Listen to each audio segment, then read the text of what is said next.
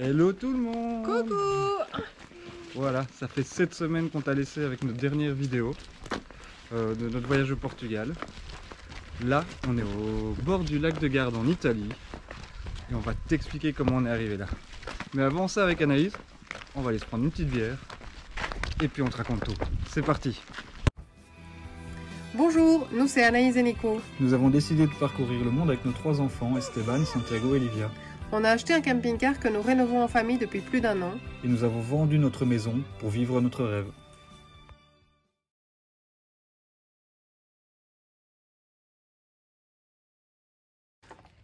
Santé!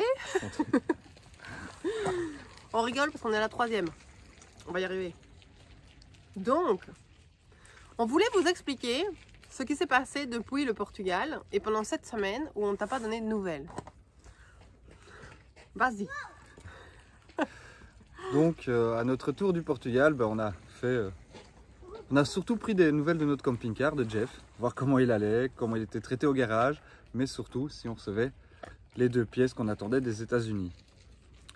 Malheureusement, de semaine en semaine, on n'a pas eu des bonnes nouvelles, à savoir que les pièces n'étaient même pas encore revenues des États-Unis et le garage n'avait même pas reçu le code pour le traquer. Donc on ne savait pas quand les pièces allaient arriver et en plus on a encore de l'autre travail qui doit être fait dessus au garage. Donc après 3 semaines, je crois qu'on s'est posé tous les deux la question: qu'est-ce qu'on fait? Est-ce qu'on repart de nouveau pour 1 mois? Est-ce qu'on cherche une autre solution? Est-ce qu'on envisage tout à fait autre chose? Donc on a exploré un petit peu toutes les pistes qu'on pouvait, partir 1 mois en Équateur. On a regardé le prix des Airbnb dans différents pays aussi pour repartir un peu comme on avait fait au Portugal. Puis on a eu un petit souci avec la voiture qui n'est pas passé le contrôle technique, mais mineur, mais qui à chaque fois a repoussé un peu l'échéance, donc on a abandonné l'idée de partir en voiture. À un moment, on s'est aussi intéressé à partir avec un 4x4, une tente de toit sur le véhicule, une remorque 4x4 avec une tente encore sur la remorque. Seulement, tant en termes de budget que temps, c'était pas réalisable pour ce qu'on voulait, donc on était dans un délai de minimum 6 mois pour la préparation. Et puis à partir d'un moment, vu qu'on n'avait toujours pas de nouvelles positives du côté du garage, Voilà. on a commencé à envisager la possibilité de trouver un 2e camping-car. Donc on a de nouveau épluché les annonces. Cette fois-ci, on était un tout petit peu plus malin. Plus expérimenté. Donc à chaque fois qu'on voyait un camping-car qui nous intéressait, on l'envoyait à Jean-Marc qu'on salue. Jean-Marc, c'est quelqu'un qui prépare les camping-cars, qui répare des camping-cars, qui fait des aménagements dessus, qui connaît très bien les camping-cars, les modèles, la mécanique même qui va avec. Donc à chaque fois qu'on en envoyait un, on lui disait: qu'est-ce que tu en penses? Il nous le validait sur base de l'annonce, puis on allait le voir. Le premier coup de cœur qu'on a été voir, c'était un véhicule qui avait l'air vraiment sympa, qui avait l'air bien entretenu. On a appelé Jean-Marc pour qu'il aille voir le véhicule, il a été voir le lendemain. Et Jean-Marc, tout de suite, avec son œil expert, il a pu nous dire il y a eu une infiltration au niveau du plafond qui a été masquée avec un lambris. Ça a touché la paroi. À terme, ça va poser un problème, surtout si le véhicule, vous pensez le prendre une courte période, ce qui est un projet qu'on a. On va revenir plus tard là-dessus. Du coup, et en plus, il y avait un problème de turbo, donc on a abandonné ce véhicule-là. On a failli aller en voir d'autres et puis on a abandonné l'idée. Et puis au final, on était un petit peu désespéré après la mauvaise nouvelle de ce camping-car-là. Anaïs, elle a pris un peu son courage à 2 mains. Elle a fait une annonce sur Facebook à tous ses contacts en disant: écoutez, on est un peu désespéré, on cherche une solution. Si quelqu'un a une maison à louer, une voiture à nous prêter, parce que comme à ce moment-là, la voiture n'était pas en ordre de fonctionnement, un camping-car à vendre, à louer, à nous prêter pour qu'on puisse partir. Donc ouais, je prends mon courage à 2 mains et je vous mets une petite annonce sur Facebook. Et d'ailleurs, j'ai envie de profiter de cette vidéo-là pour remercier toutes les personnes qui ont réagi de près ou de loin. Parce que suite à cette publication, j'ai eu des vingtaines de messages avec des annonces de camping-car, des propositions. Enfin, c'est vraiment parti dans tous les sens. Donc, 1000 merci vraiment à tous ceux qui ont participé. Donc là, il y a une personne qui te contacte en te disant que eux, ils ont un camping-car à vendre, que le camping-car il est à vendre pour des raisons privées, et qu'il n'ait pas encore été mis sur le marché. C'est-à-dire qu'elle n'a pas encore fait d'annonce et quoi que ce soit. Et elle nous propose de venir le voir avant de le mettre en ligne. Ouais. Donc on traverse une nouvelle fois la Belgique pour aller du côté de Tournai, donc la frontière française avec Villeneuve d'Ascq. On va voir le véhicule, on l'inspecte sous toutes les coutures comme on nous l'a montré maintenant. On l'envoie à Jean-Marc pour validation. Et après une ultime réflexion... Non, attends, il faut quand même raconter la visite parce qu'il est nickel à l'intérieur, rien à dire. Mais au moment où on arrive, le propriétaire, donc le mari de la personne qui m'a envoyé le message, nous dit qu'il est vraiment désolé, mais qu'en fait le véhicule ne démarre pas. Et donc, de nouveau, coup de stress quand même. Quand on arrive sur place, on se dit « Ok, c'est bon ». Ce véhicule de nouveau ne démarre pas. Il nous assure qu'il avait toujours démarré, mais malgré tout, il y a quand même dans nos têtes un truc qui trotte en se disant on est maudit quoi. On est encore parti sur un véhicule qui démarre pas. Bon, finalement, en effet. C'était un problème de batterie, la radio était restée enclenchée, il n'avait pas roulé depuis fin août. Ce sont des choses tout à fait normales pour n'importe quel véhicule. Et il nous a rappelé quasiment tout de suite après la visite pour nous dire écoutez, il a démarré, je vous fais une vidéo. Moi je l'avais dit, le véhicule il est nickel. Si vous m'envoyez une vidéo qui démarre et avec en plus que je peux voir qu'il n'y a pas de message d'erreur parce que c'est un véhicule plus récent, donc il y a de l'électronique, s'il y a un message d'erreur, il sera affiché sur le tableau de bord. Donc il m'a fait tout de suite une vidéo, on était à peine parti. On reçoit la vidéo, on se dit ok, on le fait valider par Jean-Marc qui nous le valide. On a quand même une grosse journée de réflexion où en plus on nous propose, on nous envoie un autre camping-car qui a 2 pas de chez nous. Qu'on va voir d'ailleurs. Qu'on va voir. Pour être honnête, le soir même, on va voir un autre camping-car qui pareil est nickel et qui est à Orbe-Jauge, donc sur la même commune quoi. Mais qui a un tout petit désagrément, c'est que c'est un 4 places. Ouais. Et on est 5. Donc on a décidé de pas poursuivre avec ce véhicule-là et de poursuivre avec celui-ci. Moby Dick. Alors on n'est pas d'accord, Nico veut l'appeler Jeff Kerr, mais il s'appelait Moby Dick à la base. Et je ne sais pas pourquoi, j'arrive pas à lui changer de nom parce que quand j'en parle, et d'ailleurs on s'est fait la réflexion, c'était quand jeudi, quand on était chez mon frère, je parle encore de Jeff comme mon camping-car, ou notre camping-car, et celui-ci ça reste un peu celui de remplacement quoi. Bon alors peut-être que je vais m'y faire un jour et peut-être un jour je vais dire que c'est notre camping-car, hein. Mais c'est vrai que pour le moment ça reste un peu le plan B et pour ceux qui se posent la question, on peut quand même en venir, Jeff est toujours à nous en fait. Jeff est toujours à nous, Jeff est toujours coincé dans son garage. On peut en parler tout de suite parce que je pensais peut-être en parler plus tard, mais on va en parler tout de suite. Aujourd'hui, Jeff, on a envie de partir avec lui parce que c'est un véhicule qu'on a réfléchi, optimisé pour un tour du monde. Jeff Kerr au Moby Dick, vous pouvez mettre en commentaire celui que vous préférez. C'est un véhicule classique avec un panneau solaire, une petite batterie, des toilettes chimiques, 100 litres d'eau. Jeff, on l'avait prévu avec des batteries monstrueuses, 300 litres d'eau, une toilette sèche.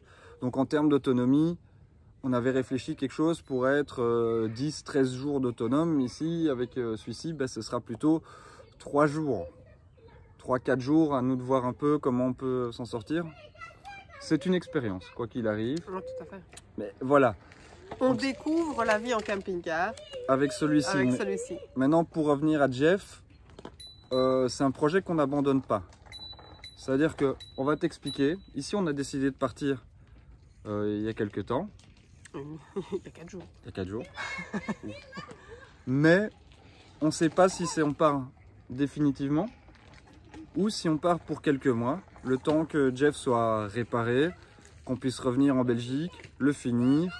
Et à ce moment-ci, on revendrait normalement celui qu'on a maintenant et on partirait avec Jeff. Si Jeff continue à avoir des problèmes comme il est certain qu'on va préférer continuer l'aventure avec celui qu'on a maintenant, même s'il ne répond pas à tous les critères qu'on avait mis au début. Donc, Livia et Santiago pour le moment dorment sur un lit. Donc ils partagent un lit superposé en tête bêche. Moi je le dis un peu en rigolant, mais c'est sûr que... Alors j'aime bien dire quand et pas si, mais donc quand on démarrera avec Jeff, on sera un peu dans un palace parce qu'on aura plein de place. que ici on est un peu à l'étroit sur... Alors, hormis ça, les armoires, on est quand même parti avec des armoires à moitié vides. Donc, parce que Nico nous a fait 2 aménagements, on a 2 étagères en plus. On pourra peut-être montrer quelques images de ça, de tes aménagements et du lit. Dans une prochaine vidéo, si vous avez envie de voir un mini van tour ou pas. Pour le moment, comme c'est un camping-car, tout ce qu'il y a de plus classique, je ne me sentais pas de vous faire un van tour.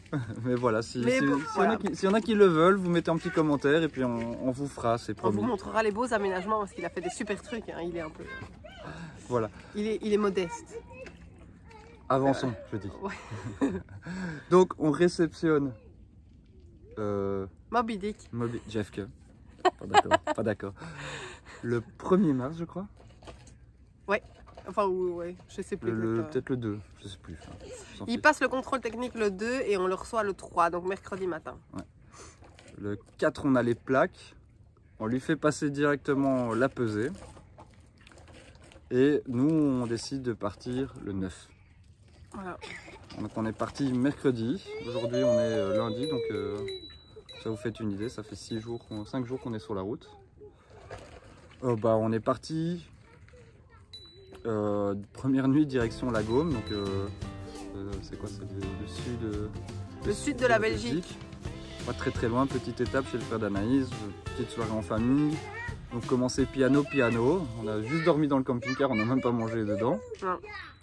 Et puis de là on est parti sur le Luxembourg, on a fait une journée vraiment de transition où comme on est parti très vite, il nous manquait pas mal de petites choses, on a fait des courses chez Decathlon, chez Ikea. On a passé la moitié de la journée à Arlon, au Decathlon et à l'Ikea. Et on a fait surtout notre première nuit sur un parking. Ouais. Voilà. Donc ceux qui nous suivent depuis le début le savent, on a 0 expérience de camping-car. Maintenant, on peut dire officiellement qu'on a 5 jours hein, de camping-car dans les dents. Hein. On sent comme des professionnels. Hein. On gère à mort.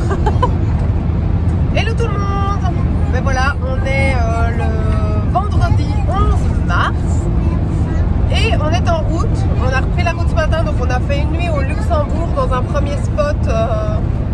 Il n'était pas spécialement sympa, mais les enfants étaient contents parce qu'il y avait une plage, c'est-à-dire en fait un terrain de beach volley. Mais voilà, ça leur a plu. Ils ont joué encore dans le sable ce matin. Là, on s'est mis en route et voilà, les enfants font l'école à peu près. Je vais aller les rejoindre après pour aider les petits à faire l'école. Et on prend la direction de l'Allemagne. Après notre nuit passée sur le spot au Luxembourg, on est parti en direction de l'Allemagne. On avait pour idée d'aller rejoindre la Bavière. Et donc on a fait une grosse journée de route où on est arrivé le soir même, si je me trompe pas. Oui, on a fait un spot de nuit en plein milieu. Je sais plus où, mais bon, par Fortnite fonctionne très bien, franchement. Derrière un terrain de tennis, là en pleine nature, notre premier spot nature. Très calme, très bien. Et puis on est arrivé le lendemain pour aller visiter Neuschwanstein. Faut le dire vite parce que voilà, moi comme je l'ai dit, j'ai fait allemand 7e langue. Hein. Donc moi, par commander des bières en allemand, c'est réglé, c'est vite fait. Malheureusement, enfin... Schwango. Non, Schwango, c'est le village. Et le château, c'est Neuschwanstein. Voilà. Voilà, on vous mettra toutes les images à partir de maintenant.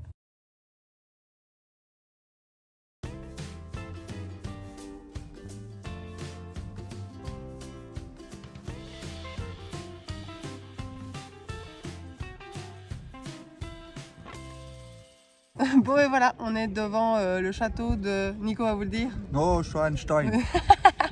C'est moi qui ai fait les cours d'allemand, mais c'est lui qui parle. Hein. Et donc voilà, on espérait pouvoir le visiter, mais finalement, en fait, il faut réserver les places. Et là, il n'y a pas de place, on est samedi, et les premières places disponibles, c'est mardi. Donc on est monté avec les enfants quand même pour le voir de près, on peut faire le tour. Et, et alors, voilà Esteban. Mais donc du coup, on ne peut pas faire la visite. Et donc on ne sait pas si on reviendra pour faire la visite, peut-être pas. La montée fait déjà une quarantaine de minutes.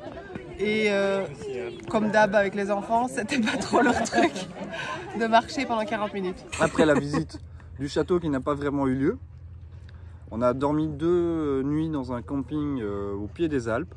Un vrai camping, quoi. Un vrai camping, on a pu se brancher, partager la vie des camping-caristes allemands. Autant dire pas grand-chose. Bon, c'est beaucoup de retraités, quoi. C'était quand même beaucoup des... Mais c'était sympa, mais puis c'était sympa. nous, ça nous permet aussi de découvrir un petit peu toutes les fonctionnalités de notre camping-car et ce qu'on doit faire, pas faire, améliorer, pas améliorer. On a regardé beaucoup ce qu'ils faisaient. C'est vrai, on a regardé ce qu'ils faisaient pour savoir ce qu'on pouvait faire et tout ça. Et Hello, c'est visite de FUS, c'est ça mon amour? Ouais. On est parti avec les vélos. On fait la petite visite de la ville.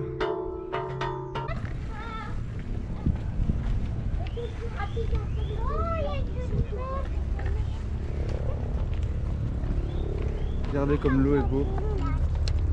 l'eau est transparente, regardez. Elle a même déterminé d'avoir un rocher. L'eau, elle est transparente. Bon, on va être honnête. Hein. Les sorties à vélo, on doit encore progresser sur la cohésion, l'organisation. Maman, Et voilà. on peut y aller, On va y arriver. Et nous sommes ici. Nous, on regarde ça. Et là, ça, c'est la tour qui est là. Et là, on regarde ça. En fait, le rond ici, on regarde ça. Ok? Alors.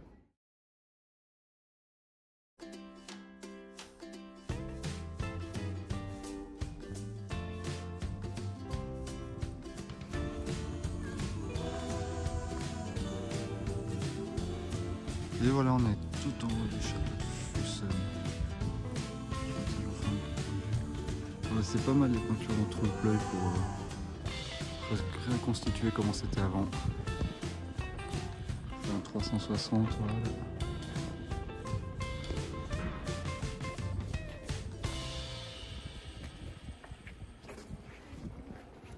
Et ce matin, on est parti en direction de l'Italie.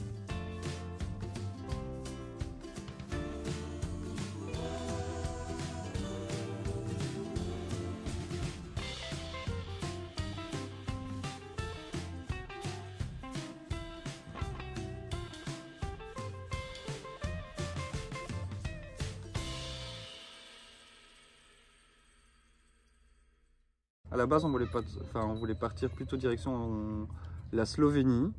C'était notre but initial, c'est de rejoindre la Grèce, comme ça vous le savez.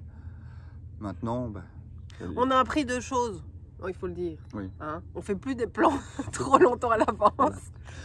On se laisse vivre. Voilà. Hein, on a appris ce que c'était que la liberté. Il y en a qui vont appeler ça le lâcher prise. Mais donc voilà, on fait plus des plans. On a un plan vague. En fait, on voudrait du soleil. Voilà. Seulement, la carte météo montre qu'en Grèce, il fait plus froid qu'en Espagne et au Portugal. Donc finalement, on est dans le nord de l'Italie. On avait 15 degrés aujourd'hui. Et voilà. Et c'est important. C'est aussi une des raisons qui fait qu'on n'est pas resté plus longtemps en Bavière, c'est qu'il faisait particulièrement froid. Ah oui, mais c'est dans la vidéo. Vidéo avec les enfants. Et il faisait particulièrement froid et on n'a pas envie de tuer nos bonbonnes de gaz juste à chauffer. Donc on essaie de descendre assez rapidement vers le sud pour avoir des températures plus clémentes et être plus économe en énergie. Parce que bah, soyons honnêtes, que ce soit le gaz ou le mazout, c'est particulièrement sympa pour le moment. Hein. Comme on l'a dit, on voyage en tortue et pour le moment la salade elle est chère. Bon, voilà, dernière partie. Avec un petit poncho en plus parce qu'il commence à faire froid. Donc là, ben voilà, comme ça on vous explique comment Du Portugal, on arrive au lac de Garde, en passant par un petit tour en Belgique. Et on ne sait pas jusqu'où ça nous mènera, c'est ça qui est chouette. Mais on peut expliquer quand même qu'on a plusieurs plans possibles, c'est-à-dire qu'on a... donc on a vraiment je vais dire, viré tous les plans d'autres véhicules comme les tentes de toit et tout ça ou repartir en voiture puisque notre voiture est vendue. Mais par contre on attend, donc on n'a toujours pas de nouvelles de Jeff, c'est ce que je disais tout à l'heure, et donc il se peut que nous rappelle pour nous dire que finalement les pièces sont de retour qu'il puisse être réparé. Et à ce moment-là, on préférera clairement repartir avec lui. Même si ça paraît fou pour certaines personnes, ce véhicule, on l'a vraiment préparé pour nous. Et on sait que c'est un moteur qui est increvable Quand il démarre. quand il démarre. Donc voilà. Et puis si on n'a pas de nouvelles et que vraiment c'est mort, on continuera la route avec celui-ci. Mais clairement on se rend compte que les possibilités seront moindres. Voilà, parce que il n'a pas tout l'aménagement qu'on avait de l'autre côté. Le pot d'échappement est bas. C'est plein de petites choses, de petits détails, et on va pas cracher sur ce véhicule parce que c'est un très très bon véhicule pour le moment. Ça fait 5 jours qu'on roule avec, il n'y a pas de souci, c'est même très facile de rouler avec lui. C'est plus dans son optimisation, dans ce qui peut nous amener sur un voyage à long terme. Ouais. Voilà. On te laisse avec cette vue du lac de Garde et on te dit à la prochaine pour de nouvelles aventures.